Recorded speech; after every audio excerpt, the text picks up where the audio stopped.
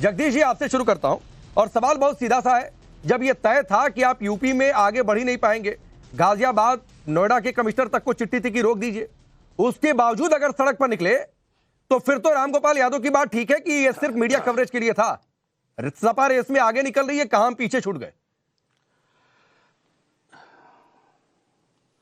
देखिए राकेश पांडे जी, सच बात तो यह है कि राहुल गांधी जी, प्रियंका गांधी जी चिंतित थे, परेशान थे कि हमारे पुलिस वालों को बड़ी गोली लगी है, चोट लगी है, घायल हैं और कुछ मर भी गए हमारे लोग, तो वो मिलना जाना चाहते हैं। हमारा संविधान, हमारी संस्कृति कहती है कि सुख दुख में जाना चाहिए। जाना चाहिए तो मुख्यमंत्री को, डिप्टी मुख्यमंत्री को, गृह मंत्री को, प्रधानमंत्री जी को, पर वो सब फिल्म देखने में व्यस्त, उन पर बस समय नहीं था।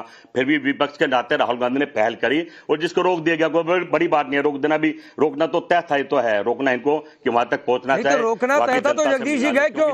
और संविधान ये नहीं कहता कि निषेधाज्ञा लागू है तो चले जाइए, कानून ये कहता है कि निषेधाज्ञा लागू है तो उसका पालन करिए।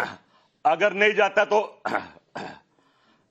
राकेश पांडे, अगर नहीं जाता तो आप ब्रेकिंग न्यूज, राहुल गांधी नहीं गए, प्रियंका गांधी नहीं गए, जैसे आज तक मणिपुर प्रधानमंत्र नहीं गए, ये ब्रेकिंग नहीं, हम नहीं चलाते ब्रेकिंग न्यूज। हम क्या चलाएंगे, नहीं चलाएंगे, उसकी चिंता मत क्या करिए जगदीश जी। और हम ये बिल्कुल नहीं चलाते। हम तो ये कह रहे हैं कि गए क्यों जब निषेधाज्ञा लागू थी और जब तय था कि नहीं जा पाएंगे तो। अरे दूसरा आप कह रहे हैं कि पाकिस्तान के कारतूस मिल गए हैं। यार इतना बड़ा बाहुबली प्रधानमंत्री, गृह मंत्री, मुख्यमंत्री, इतने हिमाकत के उनके राज्य में पाकिस्तान के बारूद असले आ गए हैं, कर क्या रहे हैं भाई? ये तो सरकार का फेलियर है।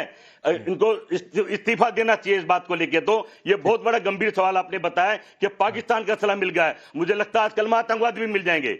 आजकल जिस तरह से एनआई घुस रहा है, आतंकवादी भी वहां जरूर मिलेंगे। चल क्या रहा है देश में, ये चल क्या रहा है? ये तो बिल्कुल अभी आपके शो पे जगदीश जी ने बिल्कुल राकेश जी क्लियर कर दिया। वो तो न्यूज के चक्कर में ही गए हैं। ब्रेकिंग न्यूज क्या चले, राहुल जी को इसी की चिंता है। राहुल जी उस चिंता को बनाते हुए मीडिया अटेंशन को पाने के लिए जब देश की कानून व्यवस्था को खुद ताक पर रख करके ऐसे संवेदनशील स्थान पर जाना चाहते हैं जहां पर ना जाने का आदेश है, जो मैटर सुप्रीम कोर्ट में भी गया हुआ है, उसकी अगली डेट कोर्ट में भी लगी हुई है, पर सेंसिटिव विषय पर एक होड़ जो है कि तुष्टीकरण का सूरमा कौन, मैं हूं सबसे बड़ा सूरमा और ये समाजवादी पार्टी नहीं है, इस बात को साबित करने के लिए राहुल जी वहां पर गए थे। अब ये बात तो खुद समाजवादी पार्टी के नेता कह रहे हैं और अपने लोगों के बीच में जाएंगे सिद्धार्थ भाई। मैं आपके बीच में नहीं बोला था जगदीश, मैं आपके बीच में नहीं बोला था। अब ये तो रामगोपाल जी ने खुद बोला है कि भाई ये तो इनका तो ये विषय ही नहीं था। जिनने संसद को 6 दिन तक दूसरे विषय पे अटकाने की कोशिश करी, भटकाने की कोशिश करी, हॉस्टेज बनाने की कोशिश करी, ये तो समाजवादी पार्टी ने कह दिया कि हमारा एजेंडा दूसरा है। तो अब राहुल जी फंस गए, क्योंकि इनको इनकी पार्टी में तो हो सकता है कि फिर भी कोई ये ना कहने में डरता हो, ये कहने में डरता हो कि नेता हमारा उतना अच्छा नहीं, पर समाजवादी पार्टी और टीएमसी ने तो स्पष्ट कर दिया है कि Rahul Gandhi leader of opposition की पद के लिए हो सकता है कि उपयुक्त ना हो, कोई और बेहतर नेता होना चाहिए। अब इस साख को बचाने के लिए मैं कहता हूं कि इससे दुर्भाग्यपूर्ण नहीं हो सकता कि देश के एक महत्वपूर्ण स्टैच्यूरी पोजीशन पर बैठे हुए व्यक्ति, देश के विपक्ष के नेता सेंसिटिव जगहों पर जाकर के तुष्टीकरण के लिए ऐसा कर रहा है। राकेश जी 10 सेकंड लूंगा। जाना था तो करहल में क्यों नहीं गए? क्या कमी थी वहां? चुनावों के बीच में एक दलित लड़की को इसलिए मार दिया गया क्योंकि उसने भारतीय जनता पार्टी को वोट देने के लिए कह दिया, पर आप वहां नहीं जा पाए। बंगाल में आपको जाने से किसने रोका था? आरजीकर मेडिकल कॉलेज में आप चले जाते। बंगाल के अंदर बहन बेटियों के साथ इतना अपराध हुआ, एक शब्द आपके मुंह से नहीं निकला। हिमाचल में आप नहीं जा पाए, कहीं नहीं जा पाते क्योंकि कहीं इनका एजेंडा दूसरा है। ये दूसरे एजेंडा के लिए कुछ लोगों का प्रोत्साहन करने के लिए और अपने जगदीश जी जवाब दीजिए। संदेश खाली आप गए नहीं, आरजीकर मेडिकल कॉलेज आप गए नहीं, करहल में आप गए नहीं, हिमाचल में आप गए नहीं। देखिए सिद्धार्थ भाई, मणिपुर आज तक सबको, मणिपुर भारत से बाहर है, सबको पता, वहां प्रधानमंत्री नहीं गए।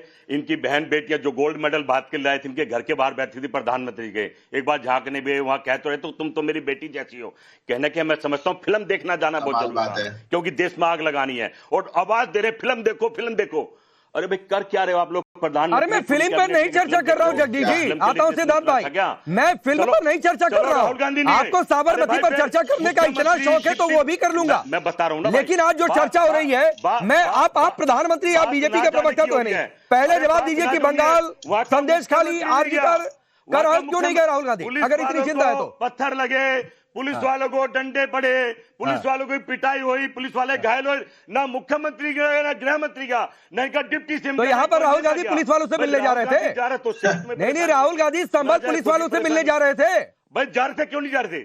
ये राकेश जी, ये तो राहुल जी ने तो नहीं बोली बात। राहुल जी ने तो अपना बयान जारी किया है। मुझे तो पता है से बाहर निकले हुए वो तो बोल रहे हैं कि वहां पर जाकर के जो हर दुखिया आदमी से मिलने जा रहे हैं। राहुल गांधी संभल में जिसको भी चोट लगी है, पता कर लीजिए पहले, चोट लगी है वहां कार से मिलने। अब आपको बता के जाते क्या? आप तो फिर खेल करते थे। सही मायने तो राहुल गांधी जी पुलिस वालों को चोट ली देखने जा रहे थे, मिलने जा रहे थे, उनके दुख में जा रहे थे। और आप लोगों को तो पसंद नहीं था कि राहुल गांधी किसी अपने भाई के पास जाए पता लेने के लिए, पता करने के लिए। आपको तो राजनीति करनी है, आप तो कहीं जाते नहीं, फिल्म देखने चले जाते हैं, आपको तो रोक नहीं था। ऐसा क्यों रोका गया बताइए, क्यों रोक रहे हो? आपने अखिलेश की पार्टी, आपने सब, अरे आपने हाउस अरेस्ट कर दिया सब नेताओं को, वह जाने नहीं दे रहे। जवाब है भाई, जाए तो ना जाने दो, और जाए तो परेशान हो आप। आखिर आप लोग क्यों नहीं गए? एक सबसे पहले तो क्यों अखिलेश की सारी नहीं, ये सपा की चिंता कर रहे हैं, सपा के नेताओं को जो हाउस अरेस्ट किया गया। मैं आगे बढ़ता हूं। मैं भारत की कर रहे हैं। नहीं, ठीक है ना, तो भारत, बंगाल भी भारत में ही है, केरल भी भारत में ही है, हिमाचल प्रदेश भी भारत में ही है, तो थोड़ी उसकी भी चिंता कर लिया करिए। चला जाओ भाई, वो भी नहीं जा रहा है, तो थोड़ी उसकी भी चिंता कर लिया करिए ना। चलिए ठीक है, मैं धर्मेंद्र जी आपके पास आता हूं, लेकिन उससे पहले विक्रम जी आपके पास पाकिस्तानी कारतूस का, रुक जाइए भाई, थोड़ी सी जहां पर देश की सुरक्षा की बात हो तो वहां पर थोड़ा सा अपनी सियासत बंद कर दिया करिए। मेरी सबसे अपील होती है बार बार। विक्रम जी, पाकिस्तान के कारतूस का मिलना, यूएसए के बने कारतूस का मिलना, यह कितनी गहरी चिंता, और कहां मिले हैं? नालियों की जब सफाई हो रही थी और वहां पर ये मिले हैं कारतूस। राकेश जी, विद्वान पंडित को सभी को मेरा नमस्कार। ये बहुत ही गंभीर प्रकरण है और मैं बधाई दूंगा संभल पुलिस अधिकारियों को, प्रशासन को, कि नाली की सफाई करके उन्होंने खोखे कारतूस बरामद किए। 32 बोर के अमेरिका के बने हुए और 9 mm के पाकिस्तान के बने हुए और 12 बोर भी अमेरिका के बने हुए। पाकिस्तान ऑर्डिनेंस फैक्ट्री के आप पूछेंगे ये अमेरिका के 12 बोर के कारतूस और पाकिस्तान ऑर्डिनेंस फैक्ट्री के कारतूस आए कहां से? तो जो अंडरवर्ल्ड होता है वो सभी इनके हथियार नाजायज बनाता, जिनको हम लोग पचपायरा या टक्का कहते हैं, और इस तरीके के कारतूस ब्लैक मार्केट में वैसे ही मिलते हैं। ये कह देना कि सीधे इसके लिए गृह मंत्री, प्रधानमंत्री दोषी हैं। हम डिमांड और सप्लाई के लॉस पे चलते हैं। नेपाल, बांग्लादेश और पाकिस्तान के बॉर्डर से ये आते रहते हैं, और विश्व का ऐसा कोई देश, अमेरिका और इंग्लैंड, ढूंढना मुश्किल है जहां पर इस तरीके की आपत्तिजनक वस्तुओं की स्मगलिंग नहीं होती है। एक बात। दूसरी चीज, अगर आप देखें, आपने अपने वीडियो में दिखाया था, मेरे पास भी एक डमी है, असली नहीं, क्योंकि असली कारतूस रखना अपराध है 25 आर्म्स एक्ट के अंतर्गत। ये डमी कारतूस अगर आप गौर से देखें किसका जो, जरा दिखाइए बड़ी स्क्रीन पर, दिखाइए जरा इसको ठीक से विक्रम जी, जो दिखा आपकी जो जी, और आपकी जो आपने दिखाया है उसमें जो चोट परकशन कैप पे पड़ी है वो ऐसा लग रहा है जैसे किसी ने कील हथौड़े से डाला है। इसका मतलब चलाया कट्टे से गया है, और कट्टे के तरीके से जो चलाया गया है। तो ये एक, जरा इसे सीधा करके दिखाइए विक्रम जी, आप आगे का हिस्सा दिखा रहे हैं, जरा उसे चारों ओर से घुमाकर दिखाइए, क्योंकि ये तस्वीर से मैच भी कर रहा है। मेरा ये आपको दिखाने का अभिप्राय यही था कि आप इसको देख लें कि इसकी जो परकशन कैप है, जहां पर ये, जिसको मैं इंगित कर रहा हूं, इस पर जो चोट पड़ी है वो ऐसा लग रहा है जैसे कील और हथौड़े से मारा है। इसका मतलब वो कट्टे था, मशीनिंग उसकी नहीं थी। यहां पर अगर आपने कील की तरफ से इस पर चोट की है तो ऐसा लगता था जैसे कील की हथौड़ी से मारा है, और मशीनिंग के बिना फायरिंग पिन अगर फैक्ट्री मेड है तो मशीनिंग से होगी। तो दो निष्कर्ष, कट्टे का इस्तेमाल, नाजायज कारतूसों का इस्तेमाल, और कारतूसों का इंपोर्ट जो इंपोर्टेड कारतूस है। सर एक चीज और बता दीजिए, मैं आपको थोड़ा सा इंटरप्ट कर रहा हूं। एक FN स्टार का खोखा मिला है जिस पर स्ट्राइकर पिन का निशान है, इसका क्या मतलब हुआ? इसका मतलब स्ट्राइकिंग पिन का इस्तेमाल किया, और जो स्ट्राइकिंग फायरिंग पिन थी वो बहुत ही क्रूड, बहुत ही जैसे कट्टे में होती है, क्योंकि जो आपकी मशीनिंग की वाली फायरिंग पिन होती है वो बिल्कुल ऐसे होती है कि बिल्कुल एग्जैक्ट पिन पॉइंटेड होती है।